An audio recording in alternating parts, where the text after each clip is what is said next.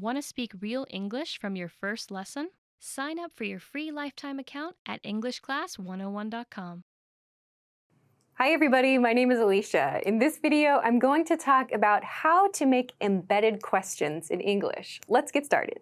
First, let's take a look at what an embedded question even is. What is an embedded question?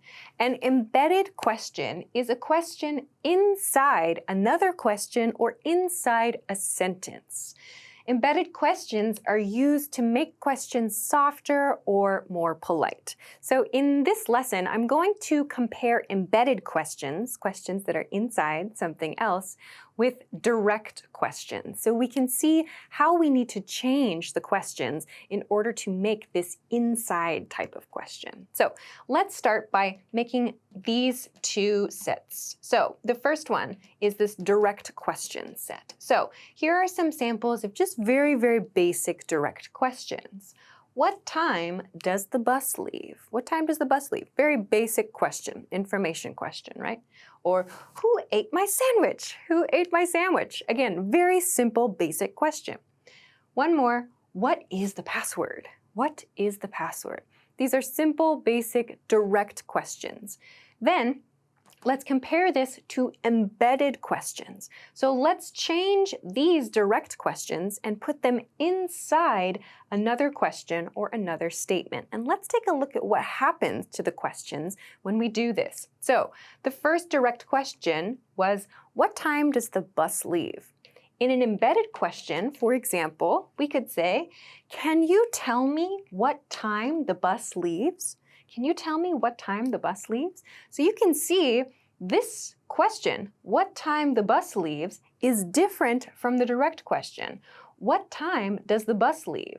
We have different word order and different words used here. We're going to talk about why this is in the middle of today's lesson. Let's look for the time being at the second example though. Who ate my sandwich in this direct form? And in the embedded form, do you know who ate my sandwich? Do you know who ate my sandwich? So here we have do you know to introduce the embedded question. And in this case, we have who ate my sandwich. No change. There's a reason for this as well. We'll talk about later. Lastly, what is the password? What is the password? In an embedded question, it might look like this. I'd like to know what the password is. I'd like to know what the password is. So again, this part, the question, what the password is, this is different from what is the password. So we're going to break down the reasons for these changes and introduce the rules so that you can make your own embedded questions. First, let's start by looking at this type of sentence. What is the password? This is an example of a direct question that uses the verb be. So to be, meaning is, or are, or was, or were. When you have a question that uses the be verb, we need to follow a certain type of rule. And that is, we move the be verb after the subject when we make an embedded question. So for example, when we saw, what is the password? We needed to change that in our embedded question. So the verb comes after the subject. This is what we see here. I'd like to know what the password is. So in this case, the verb comes after the subject, the password. This is the same rule we need to follow for other questions that use the be verb. So let's take a look at 3 more examples. First, where are the car keys? Where are the car keys? Here is my be verb. So we need to move this after the subject to create an embedded question. Here's my sample. Can you tell me where the car keys are? So here is my embedded question. I'm starting the question, can you tell me? And the basic question is here. The direct question is here with the new grammar. Can you tell me where the car keys are? So a very common mistake is learners don't move the be verb to the end or to after the subject. Can you tell me where are the car keys is incorrect. Make sure to move it to the after point, the after subject point. Okay, let's look at the next example. How long is the movie? How long is the movie? Here the be verb is. So we need to move this after the subject. here's our sample embedded question with this grammar. Do you know how long the movie is? Do you know introduces the embedded question. How long the movie is. Again, we moved is from this position before the subject to this position after the subject. One more example of this. Why is the city so polluted? Why is the city so polluted? Polluted means it's filled with maybe dirt, trash, it's poor quality air, and so on. So why is the city so polluted? Again, we have this be verb here, and here's our subject, the city. So here's a sample embedded question. I wonder why the city is so polluted. I wonder why the city is so polluted. So please note, we don't move the be verb always to the end of the sentence. We move it after the subject, like we see here. The city is our subject, so we put it after the subject in this position. I wonder why the city is so polluted. Also, another thing that's important to note that you can see here is that although these are called embedded questions because there's a question inside something else, we don't always need to use a question mark at the end. In this case and in this case, we're asking a question, right? Can you tell me? And do you know? But this one, I wonder. It's like we're thinking about something. I wonder why. This is not a question, so we use a period at the end of this. So keep this in mind. Sometimes it's a question, and we should use a question mark. Sometimes it's not, so just use a period, or maybe an exclamation point. Okay, great. So this is our first point about be embedded questions that use be. Now, let's take a look at another thing we need to consider. That's when our question uses the auxiliary or the helping verb do. So we saw an example of this here. What time does the bus leave? We saw this here. Here's my verb, our auxiliary does. We changed this to, can you tell me what time the bus leaves? So in this part, you might notice there's no does, right? Why is that? That's because of an interesting rule we need to consider. So in these cases, we remove that do or does or did, and we use the verb, the other verb that's in the question. So what does this look like? Here are a couple of quick examples. Our direct question, where did he go? Where did he go? In this case, we have past tense, yeah? Did. Right? And our verb here is go, right? So to follow this rule, we need to remove this auxiliary, this helping word, and we use the verb that's in the question instead. We also need to make sure this change uses the same tense as the original helping verb. So what does this look like? Here's a sample. Do you know where he went? Do you know where he went? So, do you know introduces the question. Where he went. We use went because it's the past tense form of the verb that was in the question before. We have no did here. So, not do you know where did he went? Incorrect. That's a very common type of mistake I see with learners. Do you know where he went? It's the perfect way to create this type of embedded question. Let's look at one more example. What time does she start work? What time does she start work?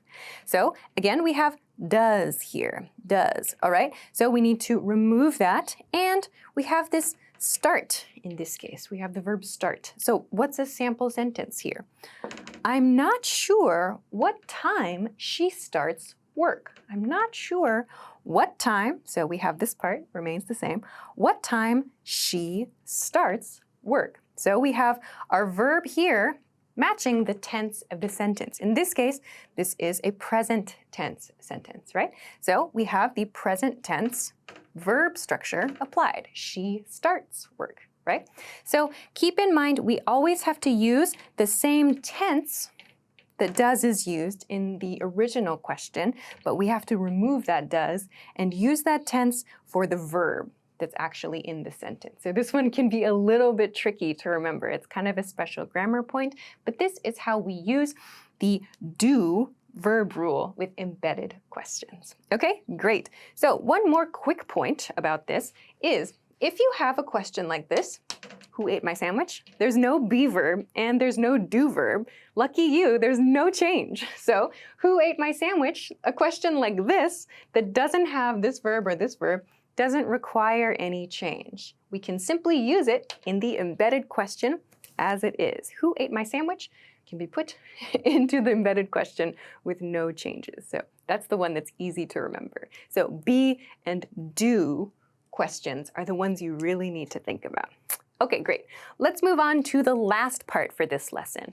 Yes or no questions. So sometimes we have questions that don't have a question word, like who, what, where, when, how long, and so on. These are simple yes or no questions. So if there is no question word in the sentence, you can create the embedded question with whether or if. So if or whether. We start the embedded question with that. So what does that look like? Let's take a look at some very simple examples. Here, are they hungry? Or was he angry? Or is this vegetarian? So none of these have a who, what, where, when, why question, right? Simple yes, no. So how do we make an embedded question with these? First one, are they hungry? Okay, here's a sample question. Let's ask if they're hungry. Let's ask if they're hungry. This is our embedded question. If they are hungry. Yeah? Okay, next one. Was he angry? Was he angry? Do you know if he was angry? Do you know if he was angry? If he was angry, okay? And the third one, is this vegetarian? So meaning, is this food vegetarian? Could you tell me, introduces the question, could you tell me if this is vegetarian? Could you tell me if this is vegetarian? Oh, yes it is, or no it isn't. So keep in mind we can use whether or if, but generally if tends to sound a little bit more casual, a little bit more commonly used in everyday conversation. You may hear people using whether in this position too. Another point to consider, you might have noticed that we changed the be verb position here as well, yeah? So for example, are they hungry becomes they are hungry. And was he angry becomes he was angry, right? So we still have to change the position of the be verb here. And we add this if or whether before the embedded question, okay? So this is another important grammar point to keep in mind. With practice, it becomes easier. And there are some embedded questions that are very, very common. For example, could you tell me where the restroom is? There are some that you will use a lot and they will become easier over time. So the very last point that I want to make is about these starting phrases here. So these starting phrases we've looked at in today's lesson. These are some examples of phrases we very commonly use to begin our embedded questions. So for example, do you know? We looked at this earlier many times. Do you know something? Or can or could you tell me? Can you tell me or could you tell me? Could will sound a little bit more polite. Let's ask, or let's find out, or let's see. We can use these as well. We saw this here. Let's ask if they're hungry, or let's find out if they're hungry. Let's see if they're hungry. So this is suggesting, let us do this thing. We want to find out some information. The next one is I wonder, I wonder. We saw this here. I wonder why the city is so polluted. So we can use this to kind of think out loud. And the last two, I'm not sure. I'm not sure. We saw this here. I'm not sure what time she starts work. So we can use this to express some uncertainty. And the last one, I'd like to know. I'd like to know. So when you want to politely request information, I'd like to know what time the bus leaves, and so on. So these are just some examples. There are some more as well, but these are very, very common. So I hope that this lesson helped you understand what embedded questions are, why we use them to sound a little bit more polite or to sound a little bit less direct. And I hope that you are able to make your own embedded questions following the rules we talked about in this lesson. Of course, if you have any questions or comments, or if you want to practice making some sentences with this grammar, please feel free to do so in the comment section of this video. Also, don't forget to give this video a thumbs up if you enjoyed it and subscribe to our channel if you haven't already. Also, check us out at EnglishClass101.com for some other things that can help you with your English studies. Thanks very much for watching this lesson, and I will see you again soon. Bye! Want to speed up your language learning? Take your very first lesson with us. You'll start speaking in minutes and master real conversations. Sign up for your free lifetime account. Just click the link in the description.